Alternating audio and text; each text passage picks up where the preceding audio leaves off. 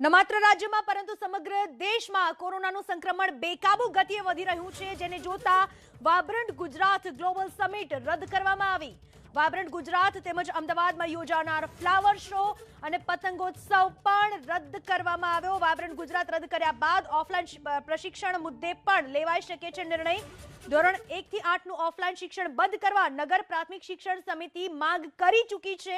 Vibrant Gujarat રદ થયા બાદ નિયંત્રણો હવે વધુ કડક થાય એવી આશંકા. સરકારના પ્રવક્તા મંત્રી જીતુ વાઘાણી થોડા સમય બાદ નિયંત્રણો મુદ્દે કરી શકે છે જાહેરાત. હાલ અમલી નિયંત્રણોનું નોટિફિકેશન આવતીકાલથી પૂર્ણ થતું હોવાથી નવા નિયંત્રણો આવી શકે છે. જે જૂના નિયંત્રણો હતા એ 7 તારીખ સુધીના લાગુ કરવામાં આવેલા હતા, એની અવધિ 7 તારીખે પૂરી થઈ રહી છે. મતલબ કે આવતીકાલે જૂના નિયંત્રણોની અવધિ પૂરી થઈ રહી છે. એ પછી નાઇટ કર્ફ્યુ હોય સાથેના તમામ જે નિયંત્રણો છે એની અવધિ પૂરી થઈ રહી છે, જેના કારણે હવે નવા નિયમો, નવા નિયંત્રણો અમલી થઈ શકે એવી શક્યતા સેવાઈ રહી છે. અને વાયબ્રન્ટ ગુજરાત ગ્લોબલ સમિટ જ્યારે રદ થઈ છે, ફ્લાવર શો રદ થયો છે, પતંગોત્સવ રદ થયો છે, ત્યારે હવે લોકો માટે પણ નિયંત્રણો વધુ કડક થાય એવી હાલમાં આશંકા સેવવામાં આવી રહી છે. હાલ અમલી નિયંત્રણો નોટિફિકેશન આવતીકાલે પૂર્ણ થઈ રહ્યું છે. વધુ નિયંત્રણો કડક બને એવી શક્યતા સેવવામાં આવી રહી છે. નોંધનીય કે ગઈકાલે જ એમસીએ કડક બનીને એમટીએસ અને બીઆરટીએસ બસોમાં 50% ક્ષમતા સાથેના મુસાફરોને જ પરિવહનની મંજૂરી આપવામાં આવી છે. સાથે સાથે જે સર્ટિફિકેટ પણ છે વેક્સિનેશન એ ચકાસવામાં આવી રહ્યું છે. આ તમામ લાગુ કરી દેવામાં આવ્યા છે નિયંત્રણો.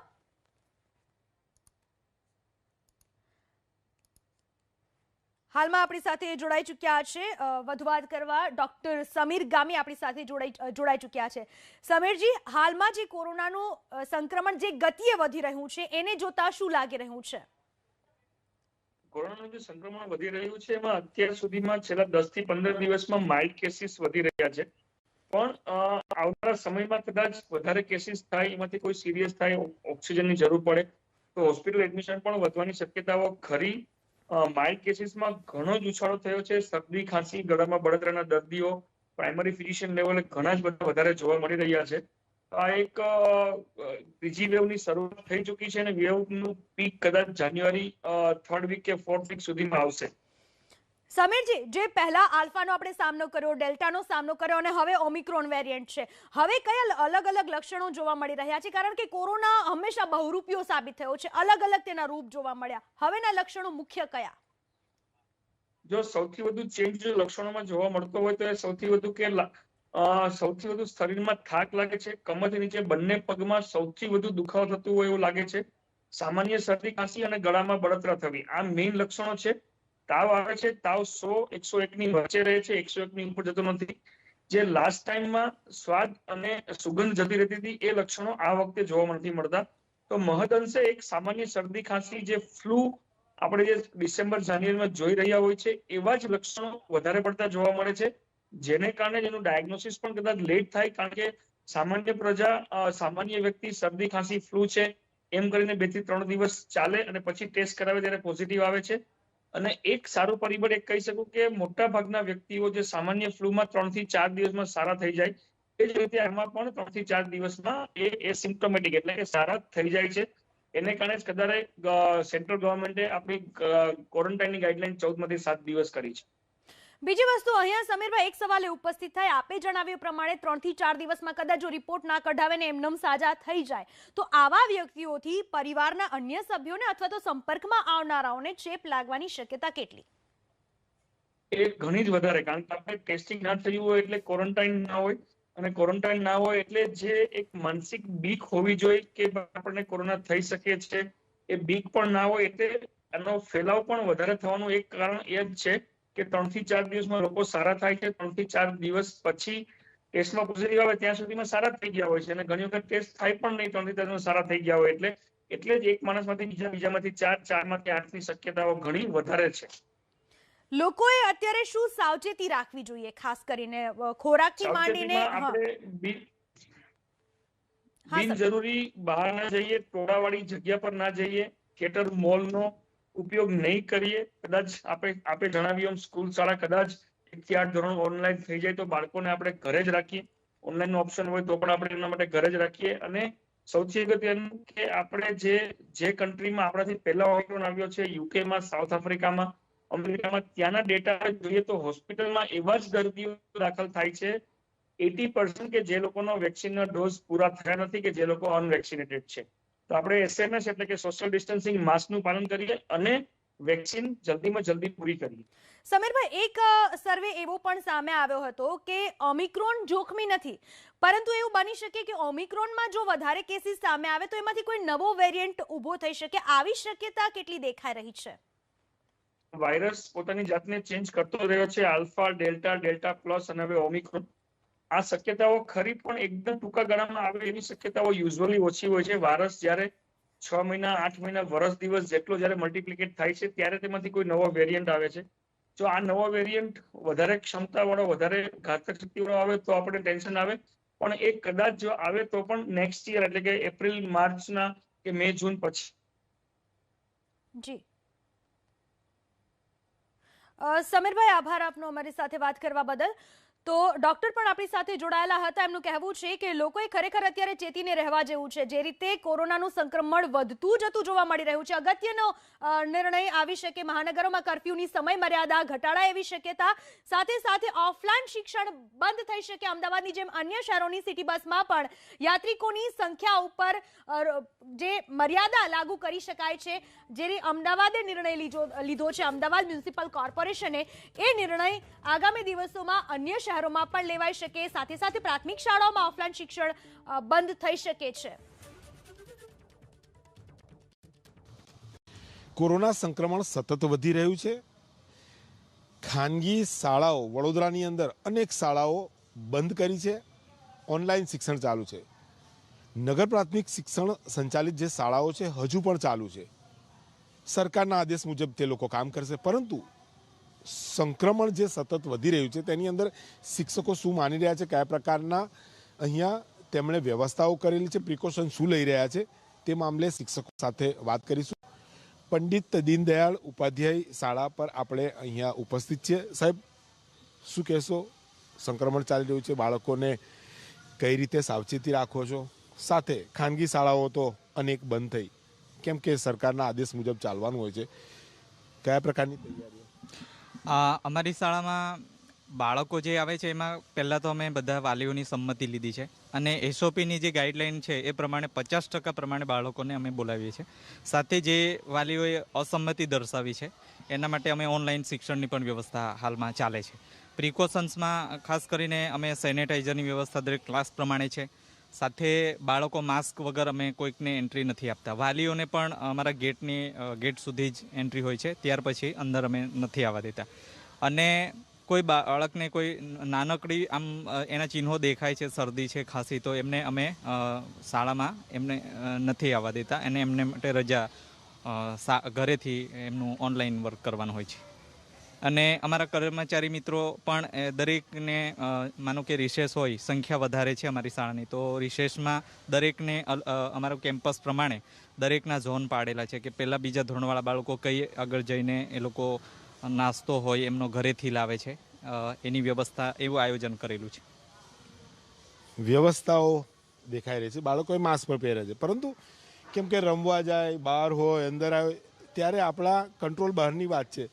શું માનો છો? સંક્રમિત સતત વડોદરામાં બધું ચિંતાજનક વિષય તો છે જ. એ વિષય તો ચિંતાજનક જ છે, પરંતુ જ્યારે સ્કૂલો શરૂ કરવામાં આવી છે, મોટા બાળકો તો પોતાનું ધ્યાન રાખી શકે છે. નાના બાળકોમાં થોડોક આ ચિંતાનો વિષય છે. છતાંય અમે સૂચના આપી છે અને એનું પાલન કરવા સમજાવીએ, પણ કદાચ એ લોકો એનો ભોગ બની શકે એવું લાગે છે. તો જો એવું થાય તો અમે તો અમારી રીતે ઓનલાઈન શિક્ષણ આપવા તૈયાર છીએ. શહેરી શિક્ષણ જે પહેલાં આપતા હતા અગાઉ એ રીતે પણ રેડી છીએ.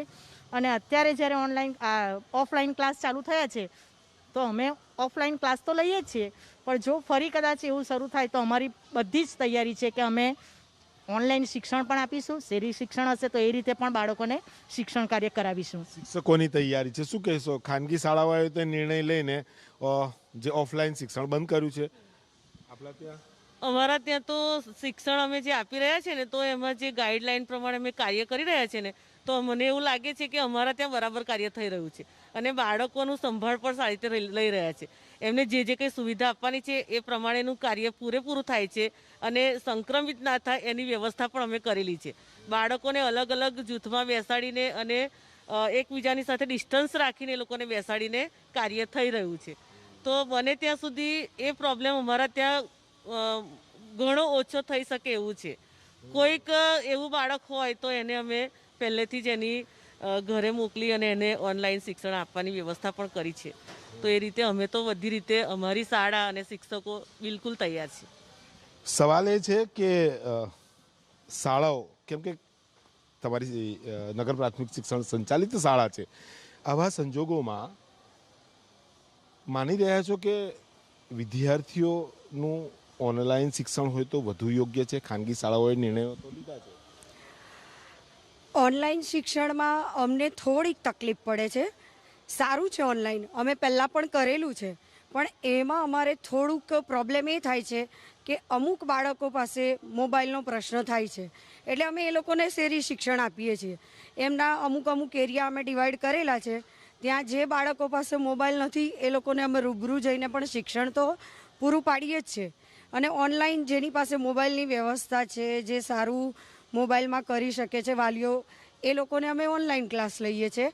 આ રીતે અમે બંને રીતે આખું ગયું વર્ષ પણ આ જ રીતે અમે શિક્ષણ પૂરું પાડેલું છે.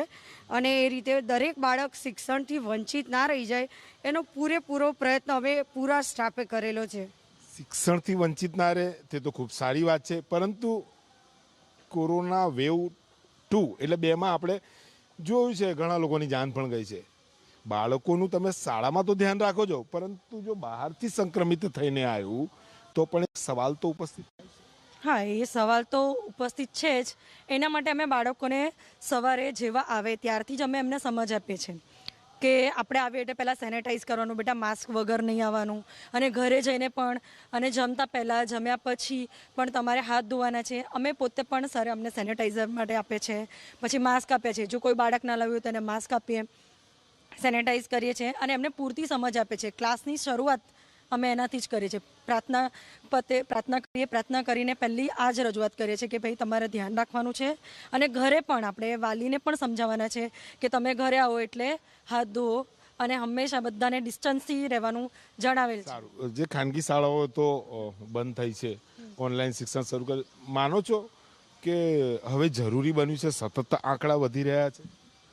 લાગે તો છે, પણ અમારે તો કેવું છે કે જ્યાં સુધી અમને આદેશ ના મળે ત્યાં સુધી અમે તો અમારી શાળા ચાલુ રાખવી જ પડે. એટલે અમે એની સાથે સાથે ધ્યાન પણ રાખીએ છીએ, કેમ કે સંક્રમણ વધી ગયું છે એટલે અમારે ધ્યાન રાખવું પડે છે અને રાખીએ છીએ. બધા ટીચર્સ એટલા એક્ટિવ છે અને બધા ધ્યાન રાખે છે. વિસ્તારમાં કેમિકલ ટેન્કર જે રિસાવ થયો હતો એમાં 6 લોકોના મોત થયા છે અને 7 ક્રિટિકલ છે. આપણી સાથે ડોક્ટર શ્રી ઉપસ્થિત. સાહેબ, જે સ્થિતિમાં લાવ્યા છે કયા પ્રકારની સ્થિતિમાં હતા? તારીખ 6 જાન્યુઆરી 2022 સવારે 5 વાગે આ દર્દીઓને કોઈ ઝેરી ગેસની અસર થતાં સિવિલ હોસ્પિટલમાં લાવવામાં આવ્યા હતા. એમાંના 5 દર્દી મૃત. એબીપી અસ્મિતાની સ્પષ્ટતા. ફ્લાવર શો રદ કરવા અંગે થઈ શકે છે નિર્ણય. ફ્લાવર શો અને પતંગોત્સવ રદ કરવાના નિર્ણય અંગે બેઠક ચાલી રહી છે. વાયબ્રન્ટ ગુજરાત રદ કરવાના ભૂપેન્દ્ર પટેલની સરકારના નિર્ણયને સાર્વત્રિક આવકાર. પ્રતિષ્ઠાનો મુદ્દો બનાવ્યા સિવાય મુખ્યમંત્રી નાગરિકોના આરોગ્યના હિતને ધ્યાનમાં લીધો. જોકે ફ્લાવર શો અને પતંગોત્સવને લઈને હવે બેઠક ચાલી રહી છે. એબીપી અસ્મિતાની સ્પષ્ટતા. સરકારના નિર્ણયોનું રાજકીય પક્ષોના કાર્યકર્તાઓ અને નેતાઓ પણ પાલન કરે એ વધારે જરૂરી બની ચૂક્યું છે, કારણ કે કોરોનાનું સંક્રમણ જે રીતે વધતું જઈ રહ્યું છે તેને જોતા લોકોએ પણ સાવચેત રહેવાની જરૂર છે, નેતાઓએ પણ સાવચેત રહેવાની જરૂર છે. જે રેલીઓ છે એના ઉપર પણ રોક લાગે એ ખૂબ જ જરૂરી છે. સરકાર જે પણ કઠોર નિર્ણયો લે છે નાગરિકોના હિતમાં છે અને આજે સાંજ સુધીમાં કડક નિયંત્રણો બીજા લાગુ પણ થઈ શકે છે, કારણ કે જે અગાઉ નિયંત્રણો લાદવામાં આવેલા છે એ નિર્ણયોની અવધિ આવતીકાલ સુધીની છે, મતલબ કે 7 જાન્યુઆરી સુધીની છે. આ અવધિ આવતીકાલે પૂર્ણ થઈ રહી છે. પહેલા નવા નિયંત્રણો આજે જાહેર થઈ શકે છે. કોરોનાના કેસીસમાં જે રીતનો વધારો થઈ રહ્યો છે એને જોતા આજે એક મોટો નિર્ણય લેવામાં આવ્યો. ગુજરાત ગ્લોબલ વાયબ્રન્ટ સમિટ 10 જે હાલ પૂરતી મોકૂફ રાખવામાં આવી છે.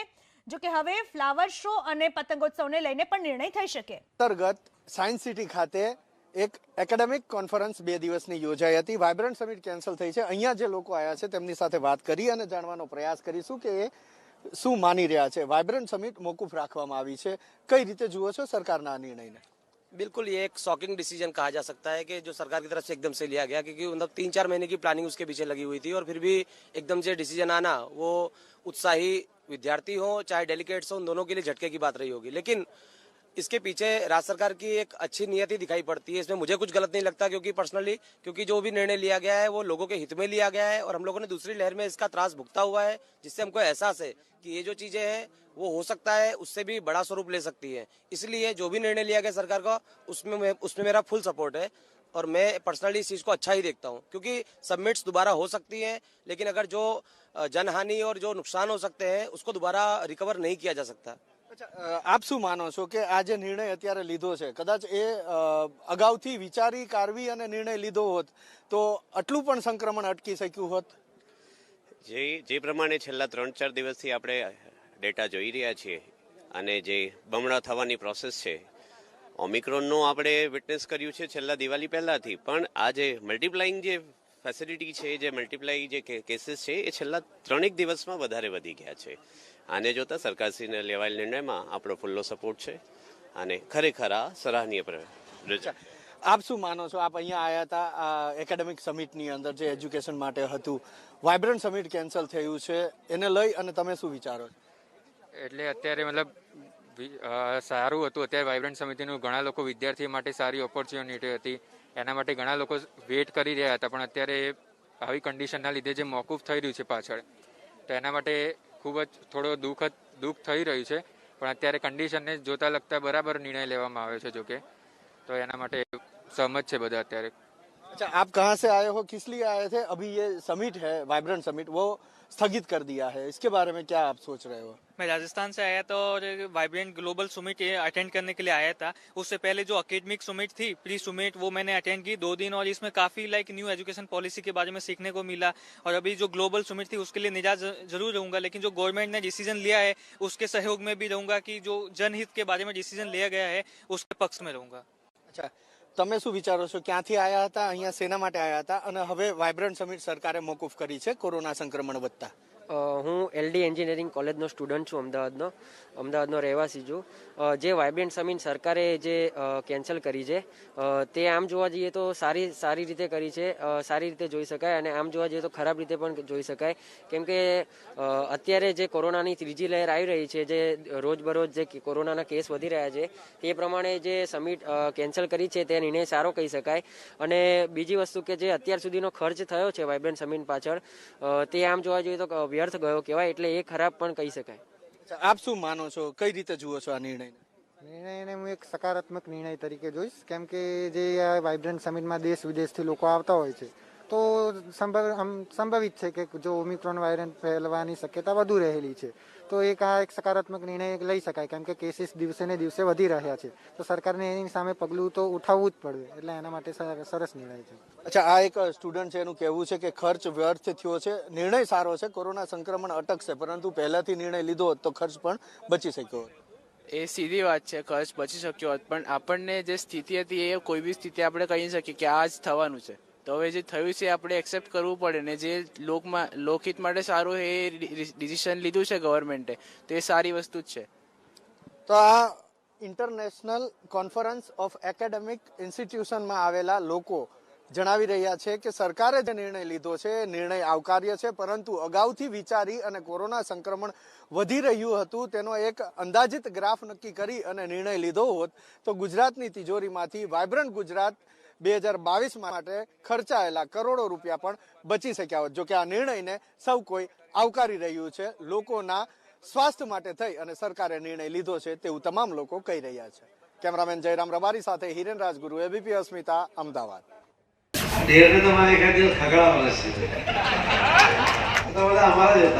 આપણે કેમ પેલા બસમાં બેસતા તો રૂમાલ મૂકીને જગ્યા કરી દેતા હતા, અને મમ્મી એમાં જગ્યા રાખી મૂકી છે. બધા જ લોકો ઈચ્છતા હોય છે કે કોઈ ચૂંટાયેલી વ્યક્તિ અથવા તો ભવિષ્યમાં ચૂંટાઈ શકે એવી વ્યક્તિ કોઈ હોય તો એ ચોક્કસપણે પાર્ટીમાં આવે, એટલા માટે એમણે આવું નિવેદન કર્યું છે. કોંગ્રેસ માટે મારા જે વસમાં છે ત્યાં સુધી અમે કોઈ કોંગ્રેસીઓને લેવા માટે તૈયાર નથી. હું તો બોલીશ રાત્રે 8 વાગે ભાજપમાં કોણ થશે ઇન, કોણ થશે આઉટ.